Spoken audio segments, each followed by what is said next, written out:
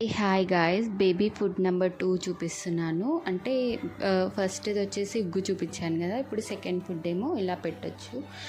ఇందులోకి ఫస్ట్ నేను rice soak చేసుకుంది వేసుకున్నాను ఒక బౌల్లో. తర్వాత కొన్ని క్యారెట్ క్యూబ్స్ వేసుకొని వాటర్ ఎక్కువనే వేసుకోవాలి కొంచెం, ఎందుకంటే రైస్ బాగా మెత్తగా బాయిల్ అవ్వాలి కదా. ఇలా ప్రెస్ చేస్తే క్యారెట్ కూడా మంచిగా బాయిల్ అయింది అన్నప్పుడు ఇది కూల్ డౌన్ అయినాక మిక్సీలో గ్రైండ్ చేసుకోవాలి. దీన్ని కొంచెం వాటర్ వేసుకొని స్మూత్ ప్యూరీ లాగా అయితే అంతే, అది మంచి ప్యూరీ కన్సిస్టెన్సీ వచ్చినప్పుడు వరకు దాన్ని గ్రైండ్ చేసుకోవాలి. మీరు బేబీస్కి ఇస్తున్నారు అంటే ఇది అబౌట్ 7 monthsకి చాలా ప్యూరీ ఫామ్గానే ఉంటేనే బెటర్. 9 months అప్పుడు మనం కొంచెం సాలిడ్గా ఇచ్చినా ఏం కాదు, కానీ ఇప్పుడైతే కొంచెం ప్యూరీ టైప్సే ఇవ్వాలి. సో